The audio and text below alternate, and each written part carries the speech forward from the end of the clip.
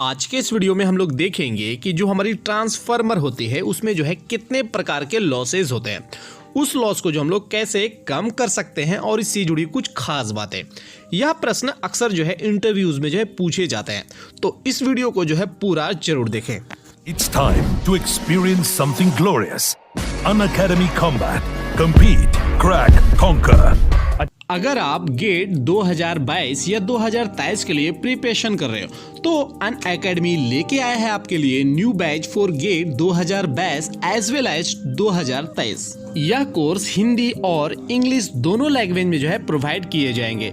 साथ ही साथ नोट्स के पीडीएफ भी जो है प्रोवाइड किए जाएंगे और जो है साथ ही साथ जो है आपके डार्क क्लास के डॉट्स भी जो है क्लियर किए जाएंगे। यह कोर्स इंडिया के टॉप एजुकेटर के द्वारा जो है कराया जाएगा। इसका लिंक मैं इस वीडियो के डिस्क्रिप्शन पे दे दूंगा। इसकी क्लासेस आज से ही स्टार्ट होगी, इसलिए जो लोग इंटरेस्टेड हैं जल्द ही ज्वाइन कर लीजिए। अगर जो है आप हमारा कोड EE20 का यूज करते हो तो आपको मिलने वाला है 10% का डिस्काउंट। प्रैक्टिकली जब हम ट्रांसफार्मर में इनपुट सप्लाई देते हैं तो हमें जो है ट्रांसफार्मर के आउटपुट साइड में जो है 100% आउटपुट नहीं मिल पाता है, क्योंकि कुछ इलेक्ट्रिकल पावर जो है हमारा इस ट्रांसफार्मर के अंदर ही लॉस हो जाते हैं। तो अब हम लोग देखेंगे कि कौन कौन से लॉस हमारे ट्रांसफार्मर के अंदर होते हैं।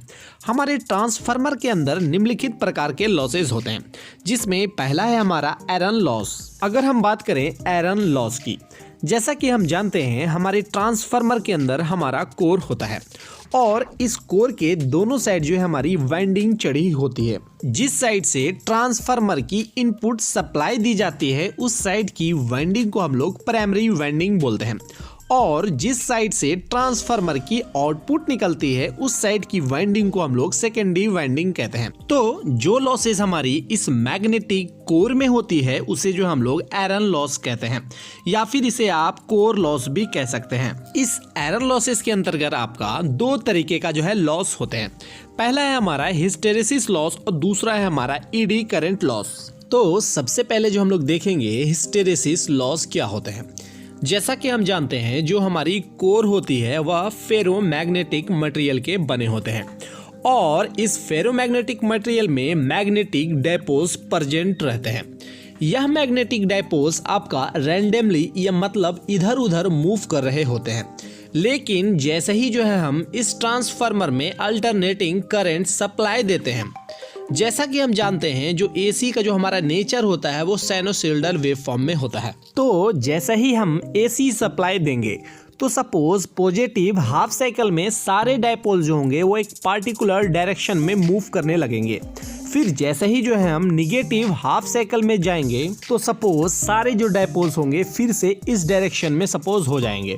तो इस तरीके से जो है आपकी मैग्नेटिक कोर के जो डायपोल का जो डायरेक्शन है वो चेंज होने में जो एनर्जी जो खर्च हो रहा है हमारा, उसे ही जो हम लोग हिस्टेरेसिस लॉस कहते हैं। हिस्टेरेसिस लॉस को निकालने के लिए जो हमारे पास फॉर्मूला है, hysteresis loss equal to KH into BM का power 1.67 into F into B।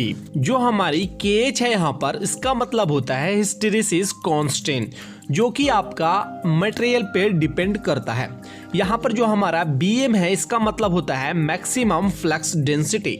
यहाँ पर जो F है वो हमारा फ्रीक्वेंसी है और जो यहाँ पर हमारा B है ये हमारा है वॉल्यूम ऑफ कोर। और जो हमारी हिस्टेरेसिस लॉस होती है उसकी जो वैल्यू आती है हमारी वो हमारी वाट में आती है। हिस्टेरेसिस लॉस हमारे ट्रांसफार्मर में कम से कम हो, इसके लिए जो है हमें हाई ग्रेड स्टील या सिलिकॉन स्टील के बने कोर का इस्तेमाल करना चाहिए। हिस्टेरेसिस लॉस का एक कर्व भी बनता है जो कि मैग्नेटिक फील्ड और फ्लक्स डेंसिटी के बीच में बनता है। तो इस BH कर्व से यह पता चलता है कि हिस्टेरेसिस लॉस कितना हो रहा है। जैसा कि आप पिक्चर में देख सकते हो, जो हमारी सिलिकॉन स्टील की जो बनी हुई कोर्स होती है उसमें क्या होती है, इसमें जो इसकी जो लूप बन रही है या BH कर्व बन रही है वो बहुत ही कम एरिया में बन रही है। अगर उसी तरीके से हम अगर हार्ड स्टील यूज़ करते हैं तो उसमें जो है हिस्टैरिसीस लॉस जो है ज़्यादा होगा, क्योंकि इसका कर्व भी ज़्यादा बन रहा है। या आपका रॉट आयरन हो तो उसमें भी लगभग जो है आपका सिलिकॉन स्टील से ज़्यादा जो है इसका भी BH कर्व बन रहा है। इसलिए जो अगर मुझे हिस्टैरिसीस लॉस को कम करना है तो हमें जो है ट्रांसफार्मर की जो कोर होती है वह सिलिकॉन स्टील की बनी हुई मटेरियल का इस्तेमाल करना चाहिए। अब अगर हम बात करें ED करंट लॉस की, तो जब हम ट्रांसफार्मर में AC सप्लाई देते हैं तो जो हमारी प्राइमरी वाइंडिंग में क्या होता है, हमारा अल्टरनेटिंग मैग्नेटिक फ्लक्स जो है वो सेटअप हो जाता है और यह फ्लक्स जो है कोर के रास्ते से जो हमारी सेकेंडरी वाइंडिंग से जो है लिंक हो जाती है, जिसके वजह से सेकेंडरी वाइंडिंग में भी जो है आपका EMF इंड्यूस हो जाता है।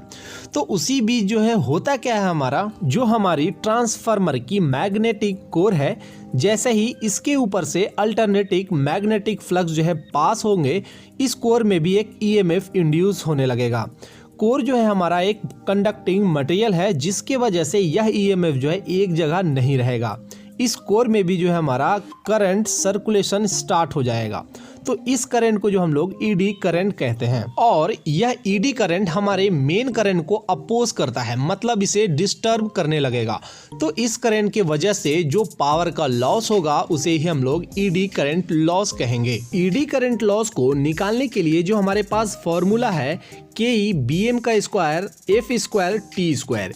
यहाँ पर जो आपका KE है वो आपका है ED करंट कांस्टेंट, और जो यहाँ पर आपका T है वो आपका थिकनेस ऑफ कोर। इस ED करंट लॉस को कम करने के लिए हम लोग ट्रांसफार्मर की कोर को पतली पतली शीटों को लेमिनेट करके बनाते हैं ताकि ED करंट लॉस को कम कर सके।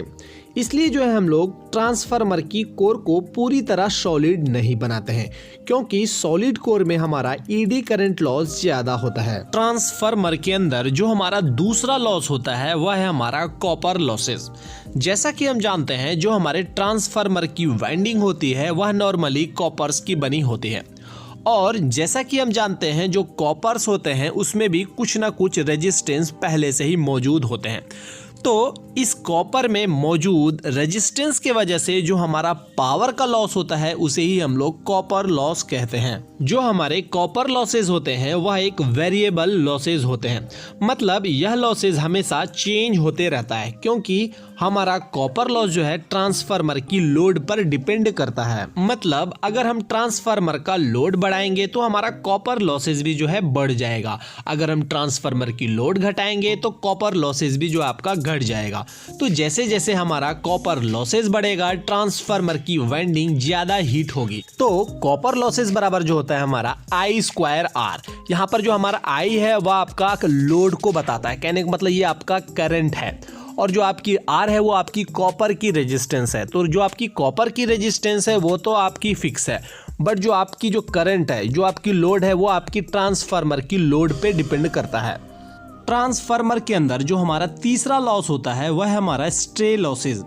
प्रैक्टिकली होता क्या है, हमारा जो कुछ फ्लक्स जो है हमारी प्राइमरी वाइंडिंग द्वारा जो है जनरेट किया जाता है वह फ्लक्स पूरा का पूरा जो है आपकी सेकेंडरी वाइंडिंग से जो है लिंक नहीं होता है, कुछ ना कुछ जो है फ्लक्स वो हमारा लीक हो जाता है। अगर आप ट्रांसफार्मर की दोनों वाइंडिंग को जो है कितना भी पास रख लो, कुछ ना कुछ जो आपका फ्लक्स जो हमारा लीक हो ही जाता है, जो कि बहुत ही कम मात्रा में होती है। यह फ्लक्स हमारे ट्रांसफार्मर की बॉडी, टैंक की प्लेटें, नट एंड बोल्ट तक भी फैल जाती है, जिसके वजह से उनमें ED करंट जो है जनरेट हो जाते हैं, और इस करंट के वजह से ट्रांसफार्मर में फिर से लॉस जो है होने लगता है, जिसे हम लोग स्ट्रे लॉसेस कहते हैं। इसकी मात्रा बहुत ही कम होती है, इसलिए जो हम लोग इसको नेग्लेक्ट करके चलते हैं। ट्रांसफार्मर के अंदर जो हमारा चौथा लॉस होता है वह है हमारा डाइलेक्ट्रिक लॉसेस। जैसा कि हम जानते हैं ट्रांसफार्मर के अंदर बहुत सारे इंसुलेशन के लेयर जो है चढ़ाए जाते हैं, तो इस सभी इंसुलेशन के वजह से एक तरह का पावर का लॉस होता है, जिसे हम लोग डाइलेक्ट्रिक लॉस कहते हैं, जो कि बहुत ही कम होती है, इसलिए जो हम लोग इसे नेग्लेक्ट करके चलते हैं। मैं उम्मीद करता हूं आपको इस वीडियो से बहुत कुछ सीखने को मिला होगा। अगर हमारा वीडियो अच्छा लगा हो तो लाइक कीजिए और अपने इलेक्ट्रिकल फ्रेंड के साथ शेयर करना बिल्कुल भी ना भूलिए। Thank you for watching my videos. Good luck and have a nice day.